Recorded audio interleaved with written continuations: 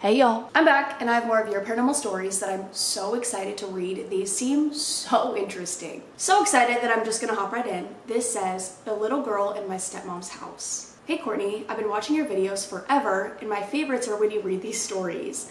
All of this takes place a long time ago and I was pretty young when it happened, so I'm gonna try to tell it all accurately to the best of my ability. To give you a bit of background, my parents are divorced and have been since I was around 2 years old, so it's all I've ever known. I spent majority of time with my mom and every other weekend with my dad. When I was around 6 years old, my dad got married and moved in with his new wife. The house she lived in was very old, over 100 years, not sure the exact number. I knew from the moment we moved in that something felt off. I never wanted to be in a room alone in that house because I thought there were ghosts. I remember that vividly. And because I was young, every time I voiced my concerns to my dad or stepmom, they told me not to worry about it, ghosts aren't real, blah blah blah. I tried to believe them, but I couldn't. I absolutely refused to sleep or even really be in any room alone. I would either make my stepbrother sleep on my floor of my room or I would sleep on the floor in my dad's room. We were living there for around a year before I had my first experience with the paranormal besides the off feeling. I was sleeping in the living room because my dad was attempting to get me to sleep in my own bed. We compromised on the living room because it was closer to his bedroom and I was a little bit less scared there. I was woken up in the middle of the night, but it didn't feel like I woke myself up. It felt like someone woke me up. I looked around, I was alone. I get up to walk to my dad's room, and as I'm walking down the hallway, I hear footsteps behind me. I stop to listen, and then the footsteps stop shortly after. I heard the floorboards creak behind me, and it felt like someone was standing there. I didn't turn around, I just ran the rest of the way to his room and woke him up and told him. He once again tells me not to worry, that it can be easily explained away. I know, but it gets worse. A few weeks later, I'm going to the bathroom, and it's late at night. The only other person awake is my stepbrother. It's important to note that the bathroom was always my least favorite room in the house. Something dark was in that room. It wasn't the same weird feeling I had around the rest of the house, it was so much worse. Because of that, I left the door open every time I went in there, especially after dark. Somehow that made me feel safer. I was doing my business and I see a small figure quickly walk down the hallway outside the bathroom door. I yelled out for my stepbrother to stop messing with me when he knows I'm already scared. I get no reply. I finished, went back to the living room where we had been hanging out, and my stepbrother was in there. The living room is on the opposite side of the house from the bathroom, and whatever I saw outside the bathroom walked the opposite way of the living room. There was no possible way he could have gotten back to the living room without me seeing him. We were the only two kids in the house at the time. The same thing actually happened quite a few times throughout the whole time I lived in the house. I didn't experience anything significant after that for quite a while. In the meantime, my dad and stepmom had a baby. My baby brother's room was downstairs close to my parents' room, and then me and my stepbrother had rooms on the second story. My cat's just, okay. My little brother's room was set up really cool and had a huge closet. Me and my stepbrother always liked playing in there. One night, my baby brother was staying with his grandparents, so our parents let me and stepbro stay in the baby's room. I don't know why we wanted to so bad, we were weird kids. We had to pick up all the toys so there was room for sleeping bags on the floor. We put some toys in the crib to have extra room, watched TV for a while, then went to bed. I was once again woken up in the middle of the night, but this time it was by a toy playing music from the crib. Literally one of the toys just randomly started lighting up playing creepy kid music and it creeped me the heck out. Keep in mind this was hours after we had touched the toys. My stepbrother brushed it off as nothing, but I don't think I slept a wink after that. I couldn't shake the feeling that we weren't alone, and I had an even stronger feeling that whatever it was didn't want us staying in that room. The last paranormal thing that happened to me specifically was once again quite a time later. I was maybe 9 by then. I was alone in my room watching TV when I heard a young child yelling "Mommy" and "Daddy" consistently for maybe a minute or two. I yelled down the stairs at my dad that my little brother was yelling for him. The vent from my brother's room goes directly to my room, so I could sometimes hear him when my parents couldn't. My dad replies, "No, he's not. He's sitting right next to me." I wondered what I had heard, but thought, oh well, and went back to watching TV. As soon as I sat down on my bed, I hear it again. And then again, this time right into my ears, sending chills down my spine. "Mommy." I froze in fear for a moment. I didn't know what to do. It wasn't the presence that felt scary, but more so the circumstances. I actually had this overwhelming feeling of sadness when I heard the voice. I didn't know why at the time. All I knew is that I didn't want to be alone in my room anymore, so I jumped up, grabbed my blankets and pillows, and went downstairs. I was not going back up there for the night. I was too shaken up to even talk about it, so I told my dad I just wanted to have a sleepover in the living room. My dad and stepmom at the time ended up getting divorced, so me and my dad moved out. When I was 16, I asked my dad about that house. I told him I really thought it was haunted, and he says, "Oh, I know it was. I just didn't want to scare you when you were young." He then proceeds to tell me these 3 stories. Number 1, when me and my dad first moved into my stepmom's house, we had some work done on the basement. At one point, there was one guy working down there alone. Randomly, he walks upstairs and tells my dad he's leaving and not coming back before rushing out. The job wasn't finished. A few days later, my dad, confused and a little bit pissed off, calls the guy and asks if he's really not coming back. The man says, "I'm sorry for leaving like that. When I was working in the basement, I turned around and saw a little girl standing behind me. She stood there for 20 seconds and vanished. It freaked me out and I don't think I could finish the job." He never came back. Number 2, my dad gets up really early for work, around 4 a.m. He was getting up for work one day, months after the basement worker incident, and saw a little girl standing in his bedroom. He actually thought it was me at first until he realized I was at my mom's house. The same thing happened. She was there for a few seconds and then disappeared. And number 3, this is the craziest story in my opinion. In my brother's room, there was a shelf that had blocks on them that spelled his name. My dad walked into my brother's room one day and the blocks read Jane. My brother's name is Jevin. I don't know how you pronounce that. The only people that could reach that shelf was my dad and stepmom, and I was the only other person home that day.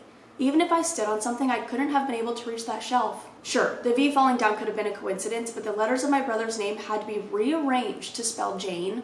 Someone would have to deliberately do that. That's the little girl's name. Around the same time, I decided to ask my brother if anything has happened to him in that house because he still lives there with his mom.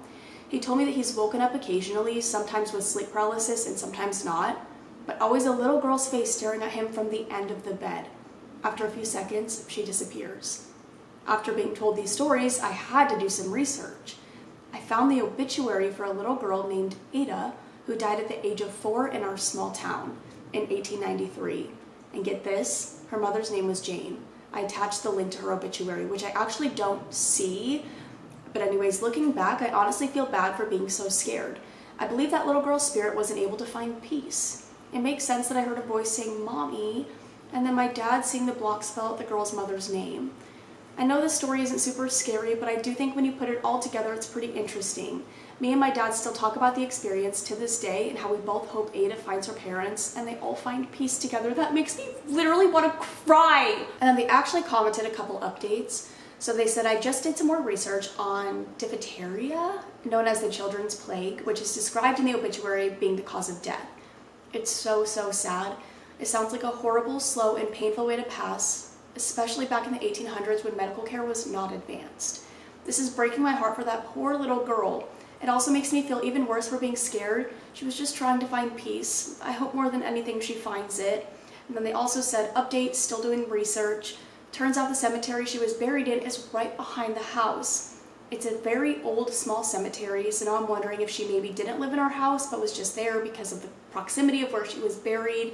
I'm not sure, but I'll keep you updated if I find anything else." I can't handle anything else. That's heartbreaking because she was like a sick little girl looking for her mom and she couldn't find her mom. I don't care if it's not like scary. It's still scary to an extent, but like I like those stories too because it's like, I don't know. I love those stories. So I don't want you to feel bad that it wasn't like scary. I loved it. I hated it, but I like loved it, if that makes sense. I don't know how to describe it. I'm gonna move on. The ghost that threw me down the steps and has targeted me ever since. The paranormal has never been overt in my family because very few of us believe that ghosts and the like are real. Most of us are very into horror movies and horror stories, finding them entertaining because of how fake they are. Believe me, I know that what happens in horror movies can be replicated in real life, but this is exposition. Out of every family member, my sister and my grandma are the only believers in ghosts and the paranormal because of how active my house is. Up until this incident, the ghost had never been violent before. They've spoken to us, they've appeared in corners and in the blanket of night, moving and taking things, etc. My sister and grandma are the people who see it the most, but I've had my fair share of experiences. See, this is crazy to me because from that, it makes me believe that you still don't believe, even though you've experienced, I don't even know what you've experienced, but like, do you still not believe? Prior to the ghost trying to kill me, there was only one other time that the ghost was aggressive. For this story, I'm going to call the ghost May. May is my middle name, which is derived from my great-grandmother's name, Mary.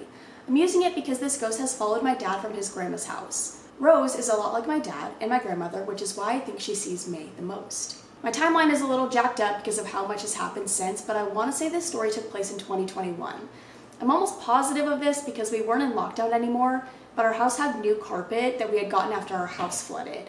I know it's not a major detail yet, but trust me, it will be. In the summer of 2021, I was spending most of my time at my father's house. I live here the most, this is my place of residence, and where almost all of my actual stories take place, due to my mother's job. My grandma's schedule changed at work, so she was in during the day but got home late at night. So it would only be her and us, me, my older sister, and my younger brother, in the house while my dad was at work. Ever since I was young, my grandmother has gone downstairs to smoke her cigarettes to avoid any of us getting sick from the smell of smoke. The only room we have with windows that could be opened is our laundry room. Convenient, right? The last bit of context for the layout of the basement is that our laundry room is right next to the stairs with a vacant room under the stairs in between. My cat Sky used to love sleeping in there, but after she died, no one bothered to enter that room. One day, while she was smoking, my grandma had this overwhelming feeling to check the room under the stairs. She highlights that this was odd because she had never felt so compelled to check a room as she had in that moment. When she opened the door, there was a Hulk action figure laying underneath the slant of the steps facing the door. The toy was from my dad's childhood, which they had donated during a spring clean when he was a teenager. It freaked her out, of course. That toy hadn't been seen since the mid-80s, but it was suddenly in our basement. There was no way it could have been my brother's either, since the only toys we had as a kid were like Spider-Man and Hot Wheels. My brother hated the Hulk and wanted nothing to do with him. For a reason that's still unknown to me, she decided to leave the doll alone and go about her business. I guess May thought this was a sign it could get away with anything, because for the next week after that, the doll would move closer and closer to the door, with its gaze on it unbroken. Towards the last couple of days, the door would already be open when my grandma went down. It was all deliberate. The whole thing came to a head when, while my grandmother was doing laundry, the toy jumped out of the room and pushed her into the wall. My grandmother is a small woman, frail and easy to push around. You can imagine how painful the impact was when she was forcefully pushed into the wall by a damn toy. She had a bruise and everything from it, which on her pale skin stood out more than ever. Up until early last year, May never struck again. Whether it got tired from trying to scare her or was taking the time to plan its attack, Lord knows. What I do know is it moved on to me. One weekend I was trying to slow down the world around me, if that makes sense. The week had been hectic. I had a psych paper I was late on writing, my gym teacher broke her wrist in class, and I was having relationship troubles, but that's a different story in itself. Point is, I was trying to relax and clear my head before another chaotic week got the jump on me. I was held up in the comfort of my room, doing whatever I could to ease my mind. Writing, watching movies, finishing a series I forgot to, doing research for my psych class, the normal. I know it doesn't seem exciting, but learning about how humans behave and how to tap into their minds is my shit. Regardless, I ran out of my drink midway through watching a movie, knowing I would forget to drink if I didn't get up at that moment. I reluctantly made my way down the hall to the stairs to descend down. Strangely enough, I felt nervous walking through my hallway, which I've never felt before. The hallway is narrow and dark because we rarely, if ever, turn the lights on because my dad keeps the blinds and doors open. This allows natural, more gentle on the eyes light to flow through. I never got anxious being in that hallway and would walk through it without much thought. On this day, for whatever reason, my dad had closed his door and the hallway was left feeling very ominous. Not only that, it felt cramped, but I use that loosely since I don't think that's the right word. I just can't quite think of one that sums it up better than cramped. I felt closed in, like a million invisible bodies were overflowing the hallway. When I finally managed to get down the steps, I quickly tried to go downstairs and rid myself of this weird feeling. Taking the first step, my foot never touched the carpet that normally coats them. Instead, it felt like I was walking on thin air, which is impossible and shouldn't be happening. I know it sounds fake, but I'm 100% sure it was May holding me so they could then violently shove me towards the bottom. Tumbling down the stairs, I was banged and bruised up by the time I made it to the bottom. I ran into a statue of my cat, which was sharp and jagged on both sides. My elbows and knees hit the walls whenever they could, and it felt like I was being stabbed whenever my ribs slammed into each step. To top it all off, it felt like I was falling down the longest set of steps ever made. I swear it was going on for a good minute or so before I ended up with my face in the floor when I finally reached the bottom. I ended up being okay, so no worries there. The bruises were a bitch because I could not balance on my 2 feet even if I was just standing still. Every jerk I took, the bruises would be rubbed in some way, which hurt a lot. Other than that, I made it out with my head attached to my neck and my humanity intact. I did, however, have to be careful where I was standing at all times because May would try to push me. It was never my other family members or even people who visited. They were all left alone. It appeared as May was targeting me in particular. This post is already long as it is, so I'm gonna list the violent outbursts directed to me following being pushed down the steps. A glass I was holding suddenly shattered. I stabbed my foot on a random pushpin on the floor of my bathroom. A door was slammed in my face when I was the only one in the vicinity. I've been tripped by what felt like a foot, but when I looked, there was nothing there. The water turned from being lukewarm to insanely hot when I was in the shower. The knob was adjusted from its original position and everything. And I dropped a knife I was washing, slicing up my hand and giving me a gnarly cut. I swear that it was purposefully pulled out of my grasp. Truth be told, I don't know how to end this post because I know May isn't done with me yet. I know it will try and strike again, which is fine, I can handle it. I like to think of myself as a particularly tough cookie. However, I do think it will just move on to someone else when it's done being entertained by me. My only evidence of this is rather lackluster. One of my brother's Godzilla figures fell onto his head from pretty high up, which could just be from him banging into his dresser that it laid on, though he swears he didn't touch his dresser, so who really knows? I know this isn't as entertaining or scary as shut up, you guys! I know this isn't as entertaining or scary as other stories on here, but I wanted to get it out so I wouldn't be the only one knowing why I'm hurt so often. My family are a bunch of non-believers and think I'm doing it on purpose to rile them up or scare them in some way. Thank you for reading. I have other batshit stories if anyone wants them, but for now I think this is a good introduction to the subreddit. I would love to hear your other stories, and May's a bitch. No, that's actually crazy. That she's targeting you, or it is targeting you. I don't know if it's a boy or girl, whatever, it doesn't matter. It's a ghost. Okay, whatever. It's targeting you. No, there's so much that has happened. I just don't understand how people don't believe. I think this video might be a little bit long, so, well, I know you guys probably won't complain, so I'm gonna just go through this next story pretty quickly. It says my brother brought a ghost home and she was big mad. Hey Courtney, I've been watching you since the beginning and I always wanted to tell you a couple stories of my haunted childhood, but never really got around to sitting down and doing it. I recently had a couple wisdom teeth and my gallbladder removed, so I have a little time on my hands and figured I would go for it. This is kind of a long one, but it was one of the more terrifying situations I've had. I've always been sensitive to spirits, I think. I have a lot of memories of seeing and experiencing strange things, though it's been a bit less since I've gotten older. I think I've just gotten better at blocking it out. Anyway, when I was young, I began to have an experience that really freaked me out. It started with the whispers late at night. I would be walking down the hallway of my room and hear my name spoken as if somebody was standing right next to me. The first time it happened, I jumped and said, "Yes, hello?" because it shocked me. This went on periodically for the next couple weeks. I began to try to ignore it when it would happen.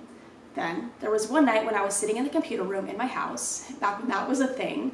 To set the scene, it was late, some random time in the early morning, and the lights were off.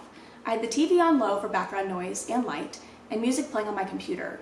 I was getting ready to go to bed, so I turned the music off in the computer, and then the TV, and stood up to leave the room when the closet door in the room started shaking loudly, like somebody was on the inside pounding on the door. The rattling got more and more aggressive, and I don't know why, but my first instinct was to turn the TV back on and the music on the computer, and it stopped as soon as I did.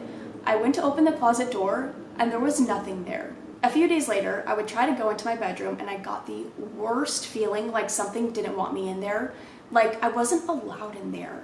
Whatever this was, it was angry. I hyped myself up, went in, got some of my things very quickly, and took it to the computer room. And that is where I stayed for 2 weeks because I could not go in my room. Then one day the feeling was gone. The room felt empty again. Fast forward about 2 to 3 months, my brother and I were at my dad's house, and my brother was telling everyone about this haunted house that he had been frequenting with his friends. It's a house that's kind of in the middle of nowhere out in the country roads. The lore is that a train ran into a bus of school children, and that house was right next to the tracks, so that's where the spirits began to reside. The main spirit is a little girl who you can sometimes see if you shine a flashlight up into one of the windows on the second floor of the house. He did that and saw the little girl. He said her face looked cut up and her nose was angled like it had been badly broken. She had dark hair and pale skin. Others that had done the same in his friend group claimed that she had followed them home and made herself known that she was angry. One of the girls said after she had taken a shower, she flipped her hair up on the mirror to put it in a towel, and the little girl was in the mirror when she looked up. I asked him when the last time he was there, and it was around the same time that I started having those experiences. It all made sense to me then. I think he went there and pissed her off, and she for some reason tried to interact with me. I think it may have had something to do with my energy being very negative at the time. I was dealing with a lot of mental illness, low vibration stuff, or maybe it's because these things tend to be attracted to me. And maybe she just took my room because it was a girl's room, I don't know. Regardless, I do hope she finds peace, and I feel bad for her that people keep coming and bothering her. I can understand why she's upset.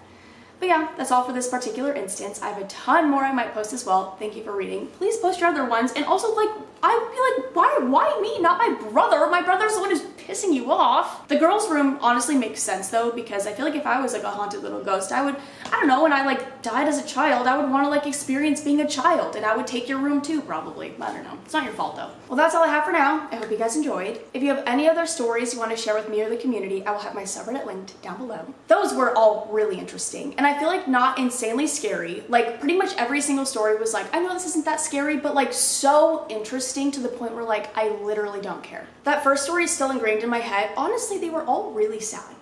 Like the second one I know was like more violent, but like the first and the last one were really sad because it's just like a little girl trying to find peace and trying to like rest, and people aren't like letting them. I don't know. Like the first girl, I don't know what I'm saying. You know what I mean? Whatever. Like breaks my heart for them because I'm like, I hope that you can finally rest peacefully. Like at some point in your life, in your afterlife, I don't know, like leave this poor girl alone. I have a little something that I want to show you guys at the end of this video, so I'm gonna go into the rambling portion, but I love you guys so much. I will see you in the next one. Bye.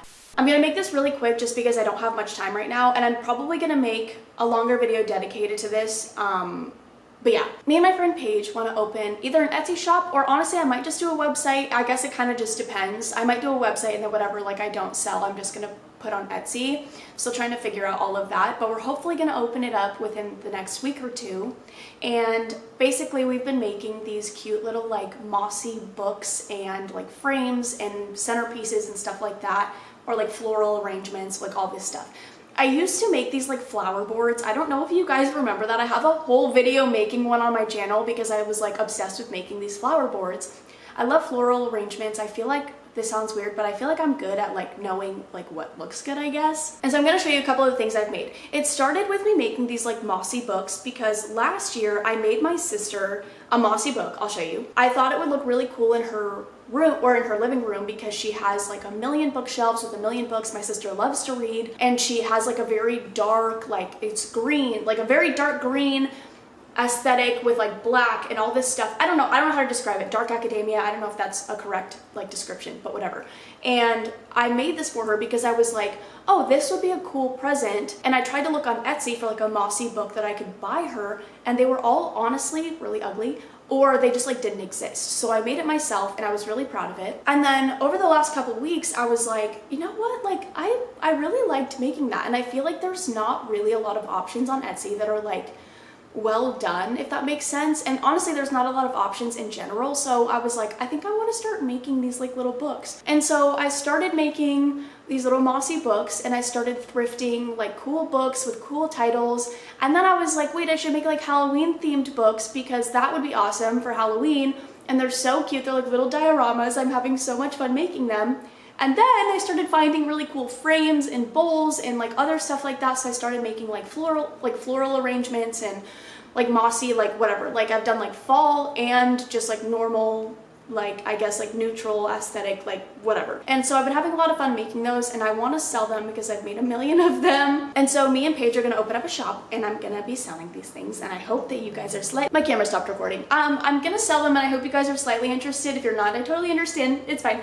I don't really I have merch, like I do have merch, but like I haven't gotten new merch in a while. And honestly, like I'm not a fan of like the like wearing people's names anyways, and I feel like this is cool because it's like made by me, and so it's kind of like merch. Not really, I don't know. Made by me, and I've put a lot of time and effort into these things, and it's not just something that I like threw my name on. You know what I mean? Like I like the idea of merch, and I feel like people can do merch really well. I'm not one of those people because I'm not like creative in that sense, but I love this kind of stuff, if that makes sense. But I'm probably gonna make a whole video on it. I will let you guys know when the shop is up. And yeah, I just wanted to show you because I'm really proud of the things that I've made. I made all the things that I showed you, and then Paige has not started yet because she's had like a million other projects to work on. Paige is so creative. She's so talented with art and all of that stuff. She's gonna be making more like clay pieces, but she's also probably gonna move into like the mossy, like floral stuff too. So I'm really excited. But yeah, just wanted to show you. But I'm starving, and I have a couple of little projects that I have to go work on, so I'm gonna go. Sorry this was kind of rushed. I just don't feel like I have that much time right now because I feel like I have to do so many things today. But I love you guys so much. I love you. I love you. See ya.